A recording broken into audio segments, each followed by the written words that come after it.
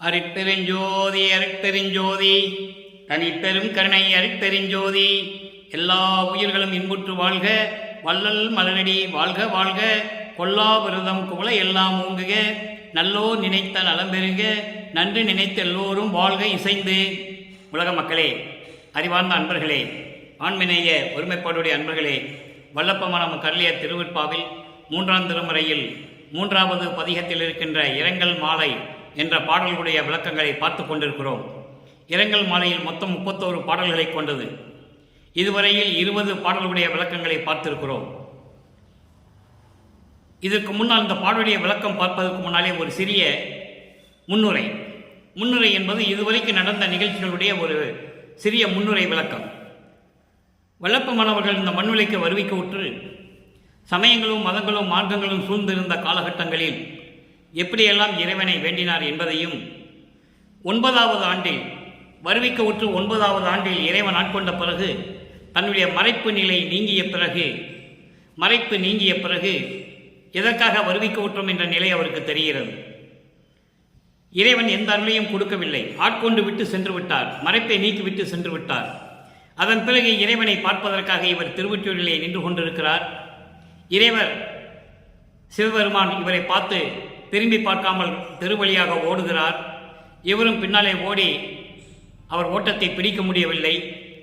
அதன் பிறகு மனம் உருகி இறைவனை எப்படியெல்லாம் வேண்டினார் என்பதையும், அதன் பிறகு சமரச சுத்த சன்மார்க்கத்தை பெற்ற பிறகு இறைவனை எப்படி வேண்டுகிறார் என்பதையும், இறைவனிடம் எப்படியெல்லாம் அருளை பெற்றுக்கொண்டார் என்பதையும் நாம் படிப்படியாக ஒவ்வொரு பாடலின் மூலமாக பார்த்து கொண்டிருக்கிறோம்.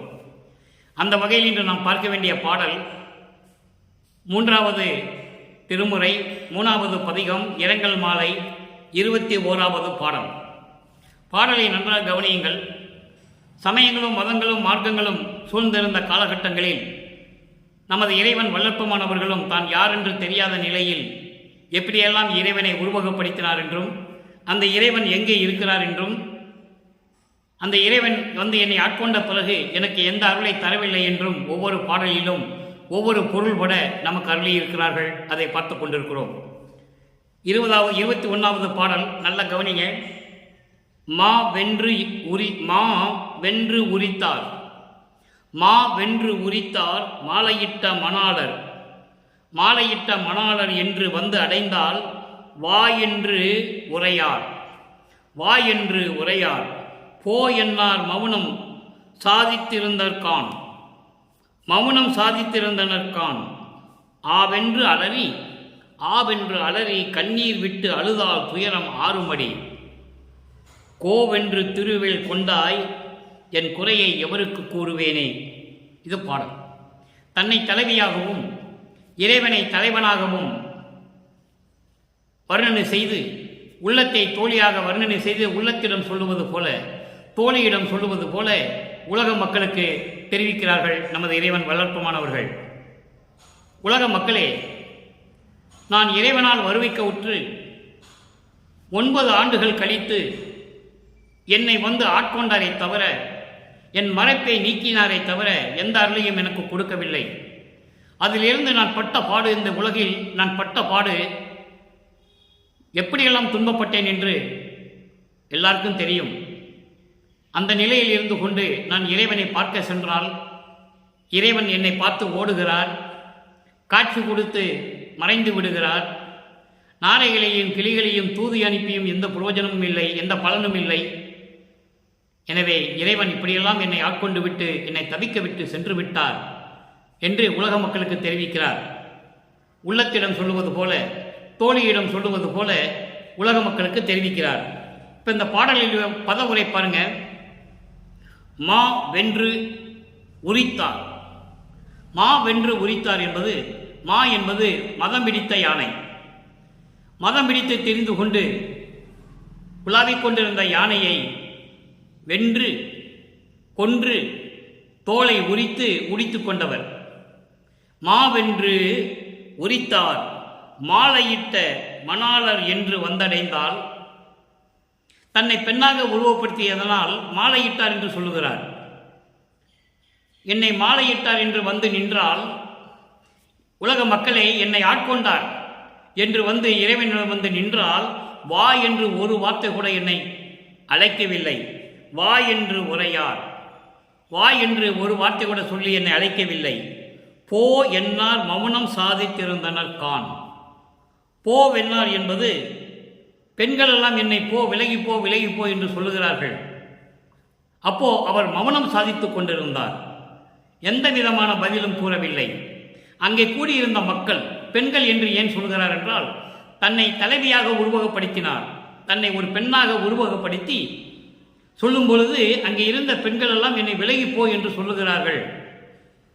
அதுக்கு என்ன பொருள் என்றால், அங்கிருந்த மக்கள் எல்லாம் நீ விலகிப்போ விலகிப்போ என்று சொல்லுகிறார்கள் என்னை. அந்த நேரத்தில் அவர் மௌனம் சாதித்துக் கொண்டிருந்தார். எதுவுமே பேசவில்லை, மௌனம் சாதித்துக் கொண்டிருந்தார்.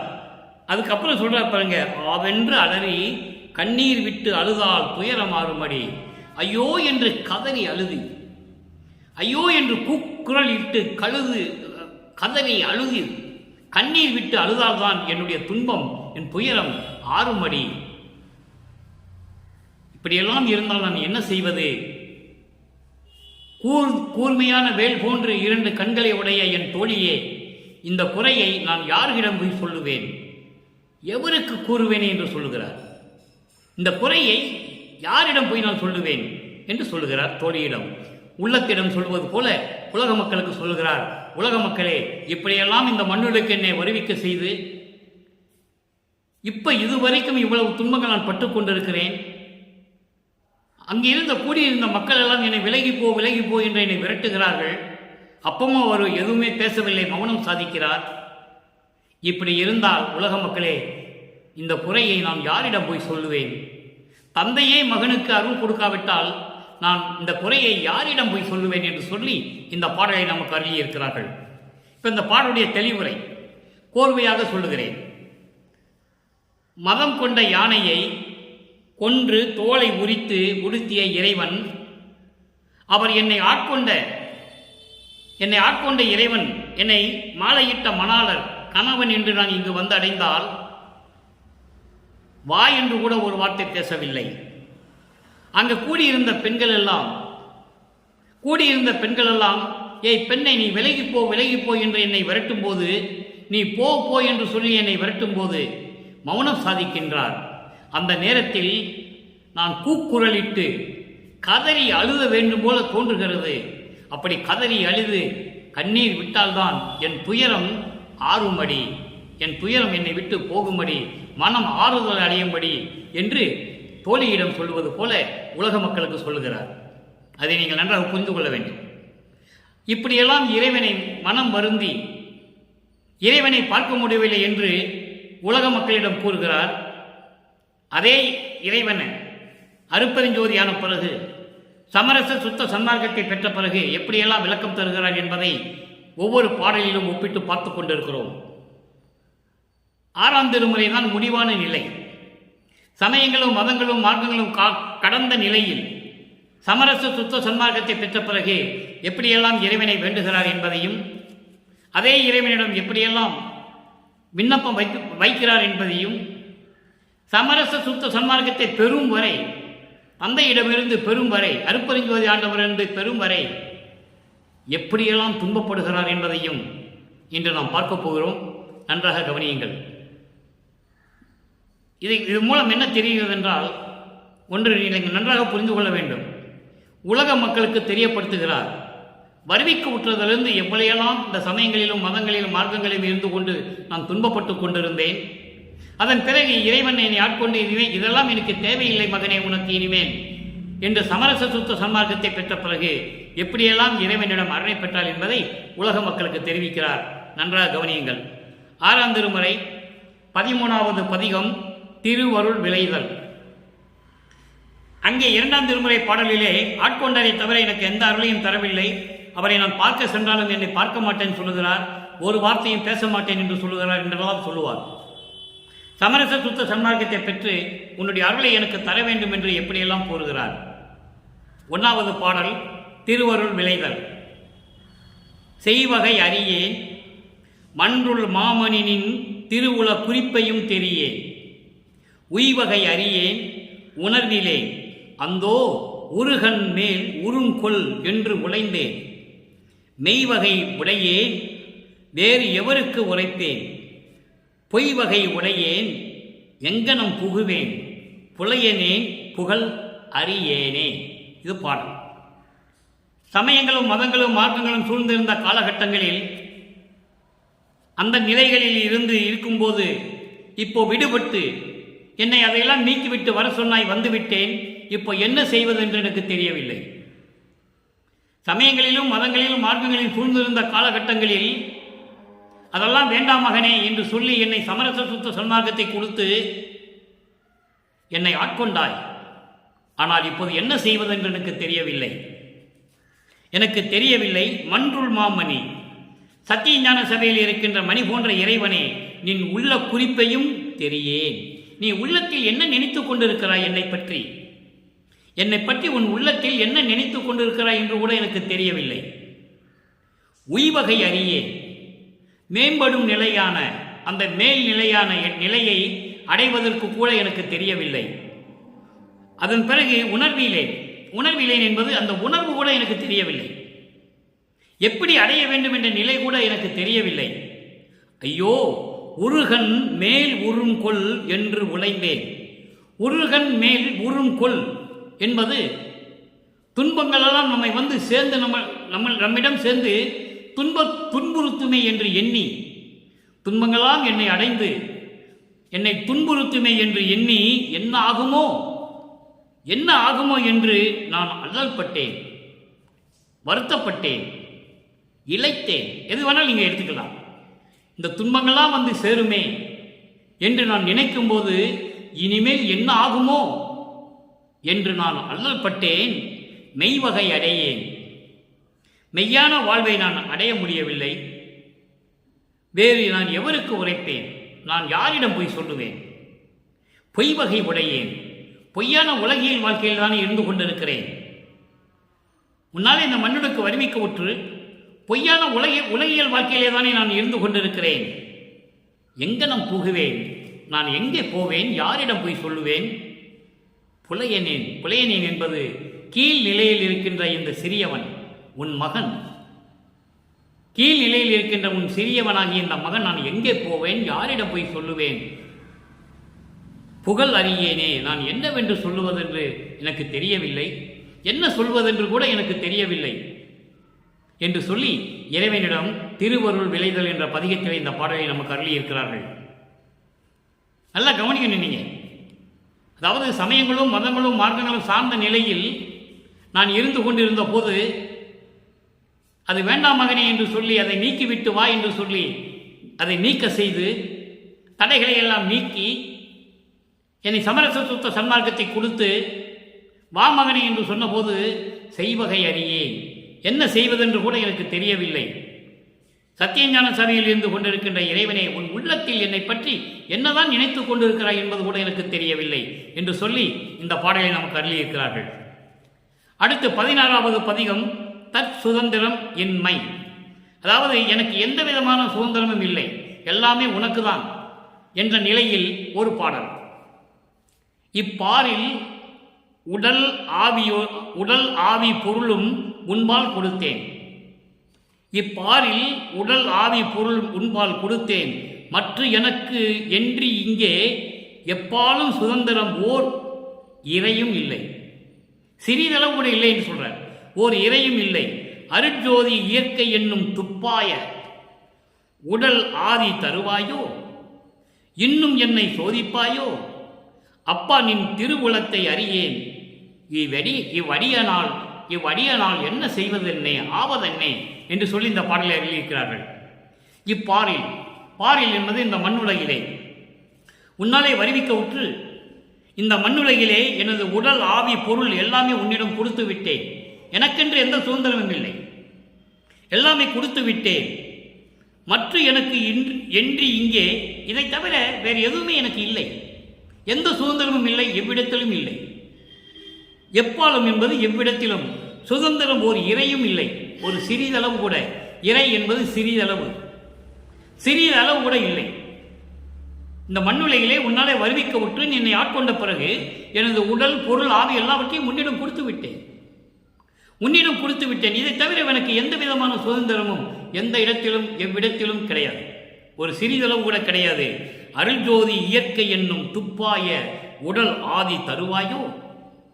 அருட்பெருஞ்சோதி இயற்கை என்பது மெய்வாழ்வு, மரணமில்லா பெருவாழ்வு என்னும் அந்த துப்பாய என்பது உயர்வான அந்த உயர்வான நிலையோடு எனக்கு உடல் ஆதி தருவாயோ. உடலும் பொருளும் உயிரும் நீ எனக்கு தருவாயா? அதான் சொல்றாரு, அருட்பெருஞ்சோதி இயற்கை என்னும் துப்பாய மெய்வாழ்க்கை என்ற உதவியோடு இந்த உடலும் பொருளும் ஆவியும் எனக்கு தருவாயா? இல்லை சோதிப்பாயா? இல்லை எனக்கு சோதனை செய்வாயா? திருவிளையாடல் செய்து என்னை சோதிப்பாயா? அப்பா, நின் திருவுள்ளத்தை அறியேன். தந்தையே, உனது திருவுள்ளத்தை நான் அறிய முடியவில்லை. என்ன இருக்கிறது என்று கூட எனக்கு தெரியவில்லை. என்னை பற்றி என்ன நினைத்துக் கொண்டிருக்கிறாய் என்று கூட எனக்கு தெரியவில்லை. இவ்வடியனால் ஆவதென்னே? இந்த அடியானால் என்ன செய்ய முடியும்? எல்லாம் உன் திருவுள்ளம் அறியும். நீ அருளை கொடுக்க விட்டால் நான் என்ன செய்ய முடியும்? என்னை சோதிப்பாயா? இல்லை சோதிக்காமல் இதெல்லாம் எனக்கு கொடுப்பாயா? எனக்கென்று தனி சுதந்திரம் இல்லை அப்பா, அருட்பெருஞ்சோதி ஆண்டவரே என்று சொல்லி இந்த பாடலை நமக்கு அருளியிருக்கிறார்கள். இந்த சோதிப்பாயா என்று சொல்வது கூட அகவலிலே ஒரு பாடல் வரும்.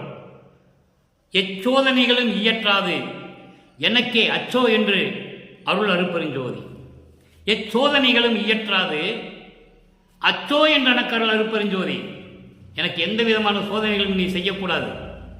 அப்படி என்னை சோதிக்காமல் உயர்ந்த நிலையில் இருந்து கொண்டு ஒப்பற்ற அருள்களை நீ அருள வேண்டும் அருட்பெருஞ்சோதி என்று அகவலிலே ஒரு பாடலிலே சொல்லுவார்.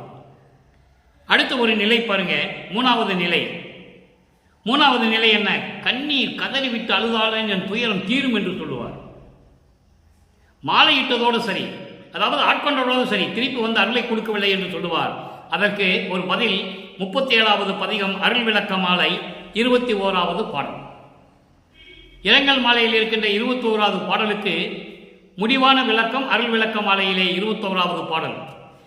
அந்த நிலை வந்து இரங்கல் மாலை என்பது சமயங்களும் மதங்களும் மார்க்கங்களும் சார்ந்த நிலை.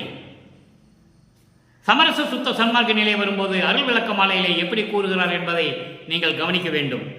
நான் என்றும் தான் என்றும் நாடாத நிலையில், நான் என்றும் தான் என்றும் நாடாத நிலையில் ஞான வடிவாய் விளங்கும் வான நடு நிலையே.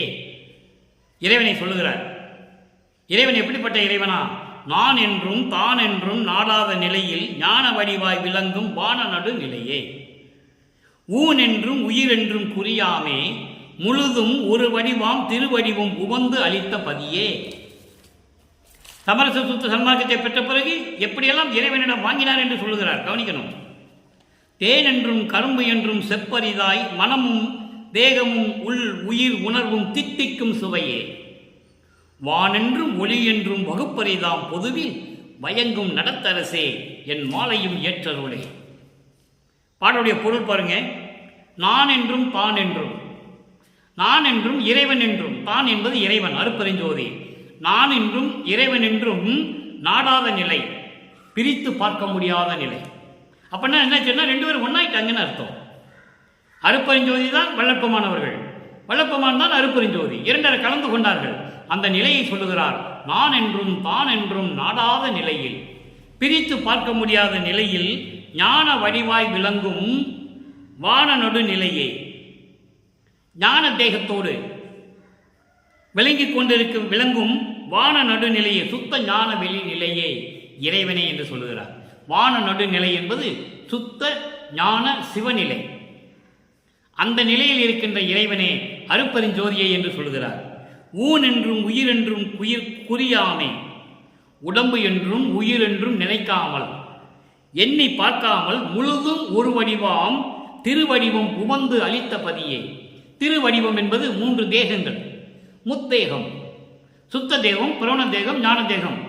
இந்த 3 தேகங்களும் எனக்கு அளித்த இறைவனே, உவந்தளித்த இறைவனே, மகிழ்வோடு எனக்கு அளித்த இறைவனே என்று சொல்கிறார். எவ்வளவு அற்புதமா சொல்றார் பாருங்க. சொல்றார் பாருங்க. தேன் என்றும் கரும்பு என்றும் செப்பரிதாய், அதாவது சுவையான தேன் என்றும் கரும்பு சுவைக்கின்ற சுவையான இரும்பு சுவையான இனிப்பு உடைய கரும்பு என்றும் சொல்ல முடியாத அறிய முடியாத நிலையில் மனமும் தேகமும் உள்ளமும் உயிரும் உணர்வும் தித்திக்கும் சுவையே என் உடம்போடு சேர்ந்து கொண்டும் என் உள்ளத்திலும் உணர்விலும் தித்திக்கின்ற சுவையே. சுவையே என்றால் இறைவனை சொல்லுகிறார். இனிப்பான இறைவனே, அருட்பெருஞ்சோதியே, வான் என்றும் ஒளி என்றும் வகுப்பரிதாம் பொதுவில்.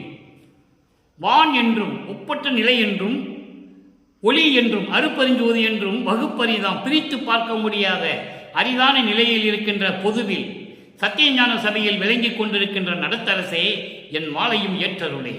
நான் பாடுகின்ற பாடல்களையெல்லாம் ஏற்று எனக்கு அருள வேண்டும். நான் செய்கின்ற விண்ணப்பங்களை எல்லாம் ஏற்று எனக்கு அருள வேண்டும். நான் செய்யும் முறையீடுகளை எல்லாம் கேட்டு எனக்கு அருள வேண்டும் என்று சொல்லி இந்த பாடலை நமக்கு அருளியிருக்கிறார்கள். அடுத்த ஒரு நிலைக்கு விளக்கம் 43வது பதிகம், இறை திருக்காட்சி 21வது பாடல். இறை திருக்காட்சி 21வது பாடல். இரங்கல் மாலையில் இருக்கின்ற 21வது பாடலில் வருகின்ற ஒரு விளக்கம், முடிவான விளக்கம் இங்கே இருக்கிறது. இறை திருக்காட்சி 21வது பாடல். சார் கலந்த ஆதி சடாந்தமும் கலந்த, சார் கலாந்தம் ஆதி சடாந்தமும் கலந்த சமரச சத்திய வெளியே சோர்வலாம் தவித்து என் அறிவினுக்கு அறிவாய் புழங்கிய ஜோதியை சோதிப்பார் பெறா பதத்தை, சோதிப்பார் பெறா பதத்தை, பதமெல்லாம் கடந்த பரம சன்மார்க்க மெய்ப்பதியை சேர்குணாந்தத்தில் சிறந்ததோர் தலைமை தெய்வத்தை கண்டுகொண்டேனே. இது பாடல். இந்த பாடலில் வருகின்ற விளக்கம் பாருங்க. சார் என்பது அருள் சார்ந்த அருள் பக்குவமுடைய, அருள் பக்குவமுடைய கலாந்தம் முதல் 6 அந்தங்களும், சடாந்தம் என்பது 6 அந்தங்கள், கலாந்தம், யோகாந்தம், போதாந்தம், நாதாந்தம், வேதாந்தம், சித்தாந்தம். கலாந்தம் முதல் இந்த 6 அந்தங்களும் கலந்த சமரச சத்திய வெளியை, சமரச சுத்த சன்மார்க்கை சேர்ந்த இறைவனை, சிவஞான வெளியை, அதான் 16வது நிலை. சரியை கிரியை யோகம் என்ற நிலைகள் எல்லாம் கடந்து 16வது நிலையான ஞான சிவஞான வெளியில் இருக்கின்ற இறைவனை, அப்படிப்பட்ட இறைவனை, சமரச சுத்த சன்மார்க்க இறைவனை, அதான் சொல்றாரு சமரச சத்திய வெளியை சோர்வெல்லாம் தவித்து, என்னுடைய சோர்வெல்லாம் தவிர்த்து. சோர்வு என்றால் இந்த சமயங்களும் மதங்களும் மார்க்கங்களிலும் சிக்கிக்கொண்டு தவித்திருந்த அந்த காலகட்டங்களில் ஏற்பட்ட அந்த சோர்வு, தளர்வு, இளைப்பு, இவற்றையெல்லாம் நீக்கி என் அறிவினுக்கு அறிவாய். அறிவினுக்கு அறிவு என்பது மெஞ்ஞானம். அறிவினுக்கு அறிவாய் மெஞ்ஞானமாக விளங்கிக் கொண்டிருக்கின்ற ஜோதியை. ஞானம் என்பது வேறு, மெஞ்ஞானம் என்பது வேறு. ஏற்கனவே நான் விளக்கம் கொடுத்திருக்கிறேன். ஞானம் என்பது ஒரு குறிப்பிட்ட நிலை. கர்ம சித்தி யோக சித்தி அடைந்தவர்கள் தான் ஞான நிலை. ஞான சித்தி அடைந்தவன் தான் மெஞ்ஞான நிலை. இது விளக்கம் திருவருப்பாவிலே இருக்கிறது. அதை ஏற்கனவே விளக்கம் கொடுத்திருக்கிறேன். அப்படிப்பட்ட மெஞ்ஞானத்தில் இருக்கின்ற அந்த விளங்கி கொண்டிருக்கின்ற சோதியை, அருட்பெருஞ்சோதியை சோதிப்பார் பெறா பதத்தை. சோதிப்பார் பதம் என்பது அதாவது ஞான அறிவுடையவர்கள் பெற முடியாத அந்த நிலையை. பதம் என்பது நிலை, இடம், இறைவனுடைய திருவடி, எப்படி வேணாலும் நம்ம சொல்லலாம். சோதிப்பார் பெறா பதத்தை. ஞானம் உடையவர்கள், ஞான அறிவுடையவர்கள் பெற முடியாத அந்த நிலையை, அந்த இடத்தை, இறைவனுடைய திருவடியை, எப்படி வேணாலும் நீங்கள் எடுத்துக்கலாம். அந்த பொருளை அற்புதமாக இருக்கும், எல்லா பொருளும் பொருத்தமாக இருக்கும். அப்படிப்பட்ட அந்த நிலையை பதமெல்லாம் கடந்த அப்படிப்பட்ட இறைவனை, பதமெல்லாம் கடந்த பரம சன்மார்க்க மெய்ப்பதியை, எல்லா நிலைகளையும் கடந்து, இந்த அந்தங்களை கடந்து, தத்துவங்களை கடந்து, சரியை கிரிய யோகம் ஞானம் என்ற 16 நிலைகளையும் கடந்து, எல்லா பரம பதமெல்லாம் கடந்த பரம சன்மார்க்க மெய்ப்பதியை, பரம சன்மார்க்கம், சமரச சுத்த சன்மார்க்க மெய்ப்பதியை, இயற்கை உண்மை விளக்க கடவுளாகிய அருட்பெருஞ்சோதியை, அதான் மெய்ப்பதி என்று சொல்லுகிறார்.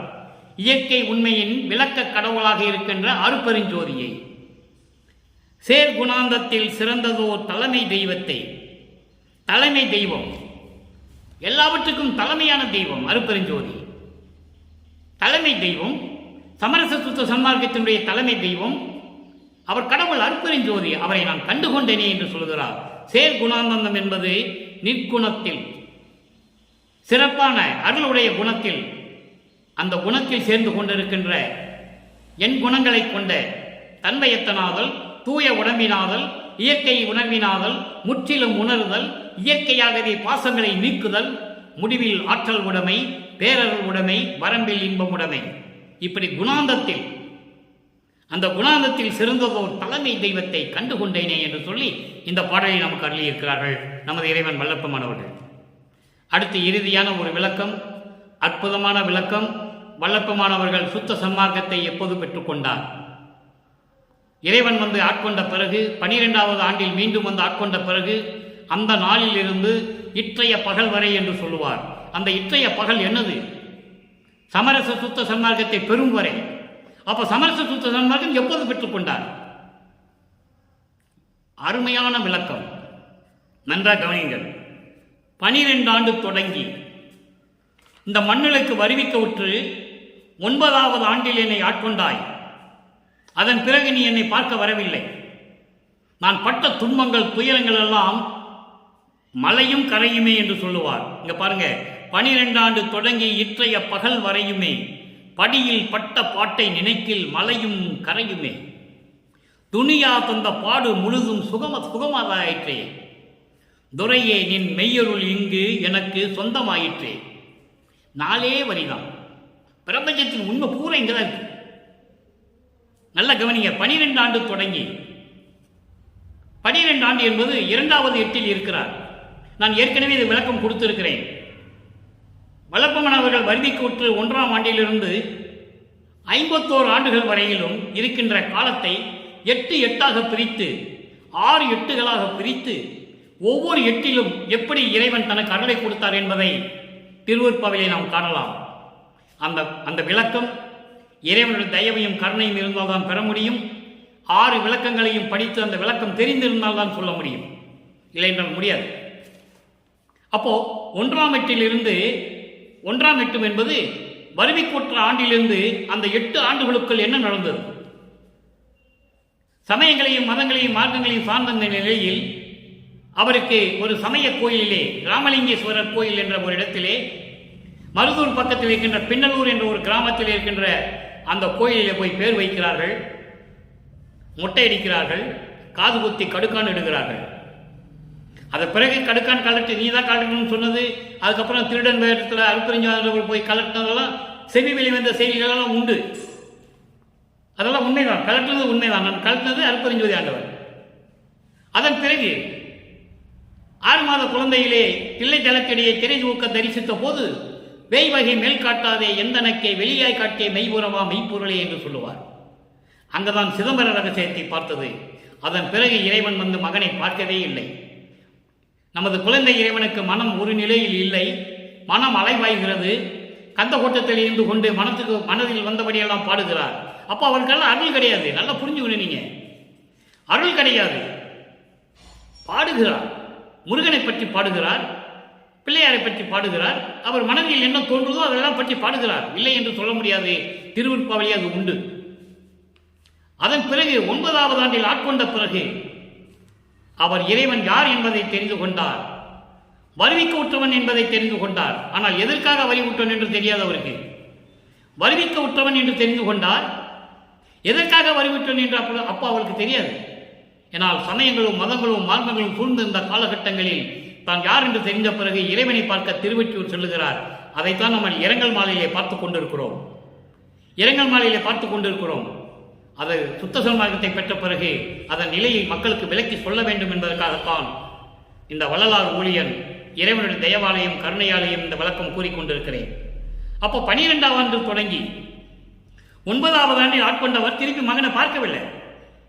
தெருவில் ஓடுறாரு, மகனை பார்த்தாதான் திருவெற்றியூர்ல. இறைவனை பார்க்கறதுக்கு தெருவில் நின்று விட்டுருக்காரு. இவரை பார்த்து திரும்பி பார்க்காமல் ஓடுகிறான் சிவபெருமான். அதன் பிறகு 3 ஆண்டுகள் கழித்து 12 ஆண்டாவது தொடங்கி வளர்ப்பமனுக்கு வயது இல்லை. வளர்ப்பமனுக்கு 12வது வயசுலன்னு சொல்லக்கூடாது, சொல்லவே கூடாது. அவர் இறைவன், இறைவனுக்கு வயது இல்லை. வருவிக்க உற்றதில் என்று சொல்ல வேண்டும். வருவிக்க உற்று 12 ஆண்டு தொடங்கி இற்றைய பகல் வரை. இற்றைய பகல் வரை என்பது சமரச சுத்த சன்மார்க்கத்தை பெற்ற இந்த நேரம் வரை, இன்று வரை, சமரச சுத்த சன்மார்க்கத்தை பெற்ற இன்று முதல் இன்று வரை. அப்போ சமரச சுத்த சன்மார்க்கத்தை பெறும்போது வல்லற்பமானவர்கள் 4வது எட்டில் இருக்கிறார். 4 8 32. 3வது எட்டு முடியும் வரை வருவிக்க உற்றிருந்த 24 ஆண்டுகளுக்குள் 3 திருமுறை உருவாகிவிட்டது.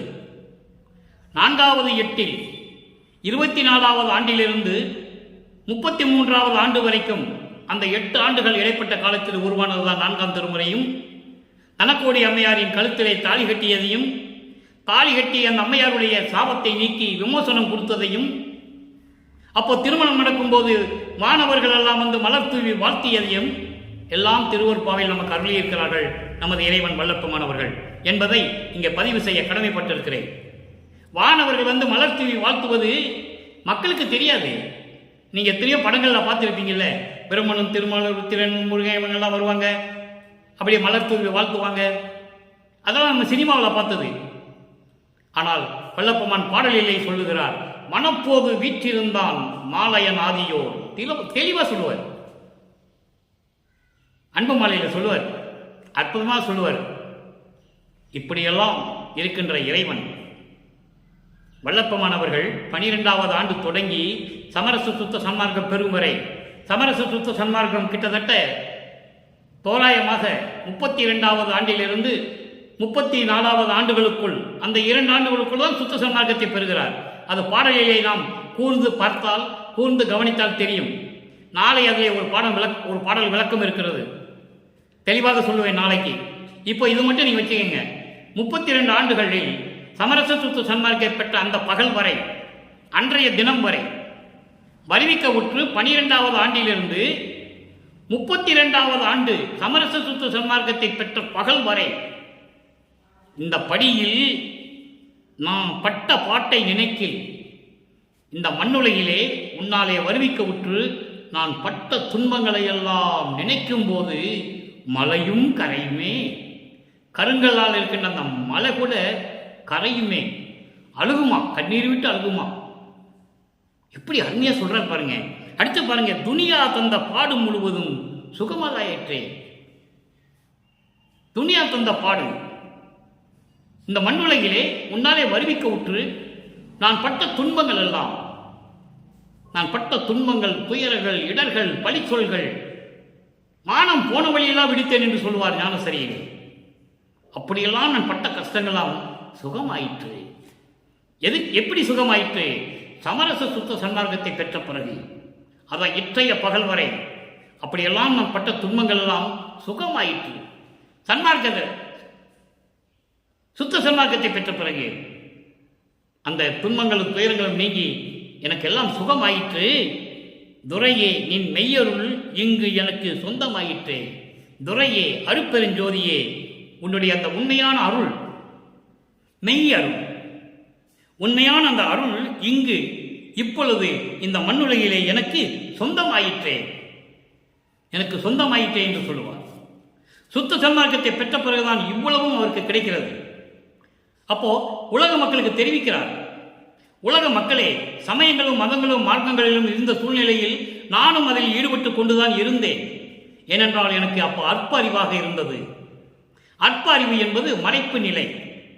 இறைவன் என்னை வருவிக்க உற்றானே தவிர எனக்கு மறைப்பு இருந்ததனால் இந்த நிலை எனக்கு தெரியவில்லை. அதன் பிறகு இறைவன் எனக்கு அறிவுறுத்திய பிறகு, மகனே, சமயங்களும் மதங்களும் மார்க்கங்கள் எல்லாம் பொய் என்று சொன்ன பிறகு, சமரச சுத்த சன்மார்க்கத்தை பெற்ற பிறகு நான் இப்படியெல்லாம் மேல்நிலையை அடைந்தேன். ஞானசரியிலே சொல்லுவார், பொறித்த மதம் சமயம் எல்லாம் பொய் பொய்யே, அவற்றில் புகுதாதீர், சிவம் ஒன்றே பொருள் என கண்டறிவேன். அருட்பெருஞ்சோதிதான் கடவுள் என்பதை நீங்கள் புரிந்து கொள்ள வேண்டும். இந்த உலகத்தில் சொல்லப்பட்ட, உருவாக்கப்பட்ட சமயவாதிகளாலும் மதவாதிகளாலும் மார்க்கங்களின் வாதிகளால் உருவாக்கப்பட்ட இவையெல்லாம் பொய்யே. நீங்கள் அவற்றுக்குள்ள போக வேண்டாம் என்று சொல்லுகிறார். நம்மளை படைத்த இறைவனை சொல்லுகிறார். அதை நீங்கள் நன்றாக புரிந்து கொள்ள வேண்டும். இன்று 5 தொழிலையும் செய்து கொண்டு இந்த பிரபஞ்சத்தை இயக்கிக் கொண்டிருக்கின்ற, நம்மளையெல்லாம் படைத்து காத்துக் கொண்டிருக்கின்ற இறைவன் வல்லப்பெருமான் அவர்கள் தந்தையின் கட்டளைப்படி தந்தை அருட்பெருஞ்சோதி தன்னோடு கலந்து கொண்டார். இவரும் அருட்பெருஞ்சோதி ஆகிவிட்டார். அவர் வருவிக்கு விட்டு 200 ஆண்டுகளாகியும் அறைக்குள்ள போனாரு, தாப்பா போட்டுக்கிட்டாரு, மறைஞ்சு போயிட்டாரு. இதைதான் சொல்லிக் கொண்டிருக்கிறார்கள். அன்றும் சொன்னார்கள், இப்பொழுதும் சொல்லிக் கொண்டிருக்கிறார்கள், இன்னும் சொல்லுவார்கள். அப்படி அல்ல. அவர் இறைவனாகவே வந்தவர், இறைவனாகவே ஆனார். அவ்வளவுதான். அதான் கான்செப்டே. அருட்பெருஞ்சோதி தான் பிரிந்த சக்தியோடு 51 ஆண்டுகள் மீண்டும் இணைந்து கொள்ளுகிறார். சமரச சுத்த சன்மார்க்கத்தை உலக மக்களுக்கு தெரியப்படுத்த வேண்டும் என்பதற்காக பாடலில் அழகாக சொல்லுவார். அகத்தை கருத்து புறத்தை வெளுத்திருந்த உலக அனைவரையும் சகத்தை திருத்தி சன்மார்க்க சங்கத்தை அடைவித்திட அவரும் இகத்தே பரத்தையெல்லாம் பெற்று மகிழ்ந்திடுவதற்கென்றே என்னை உகத்தே இறைவன் வருவிக்க உற்றேன், அருளை பெற்றேனே. உகத்தை என்பது இந்த யுகம், கலியுகம். கலியுகத்தினுடைய கடைசி திருவிளையாடல், இறைவனுடைய திருவிளையாடல் தன் மகனை வருவிக்க செய்தது. சமயங்களும் மதங்களும் மார்க்கங்களும் சூழ்ந்திருந்த காலகட்டங்களில் உலக மக்களுக்கு எடுத்து சொல்ல வேண்டும். அப்போ இவரும் ஒரு மண்ணுலகிலே ஒரு தாயின் வழியாக தான் வர வேண்டும் என்ற கட்டளையின்படி, கடவுளின் நியதியின்படி மண்ணுலக்கு வருவிக்க விட்டார் நமது இறைவன் வல்லப்பெருமான் அவர்கள். காலங்கள் கனிகின்றன, காலங்கள் கடந்து செல்லுகின்றன. 51 ஆண்டுகள் நெருக்கிய பின்பு, ஏனென்றால் கடைசியிலே 5 தொழில்களையும் படைத்துக் கொண்டிருப்பவன் சதாசிவம். அவனிடம் இருந்து எல்லா அருளையும் வாங்கி மகனுக்கு மணிமகடம் சூட்ட வேண்டும், தீரருள் செங்கோலாட்சி கொடுக்க வேண்டும், அருட்பெருஞ்சோதியை ஒப்படைக்க வேண்டும். அதன் பிறகு மகனோடு இணைந்து கொள்ள வேண்டும். பிரிந்த சக்தியோடு மீண்டும் இணைகிறார். அதான் கான்செப்ட். திருவருட்பா கான்செப்டே அதான்.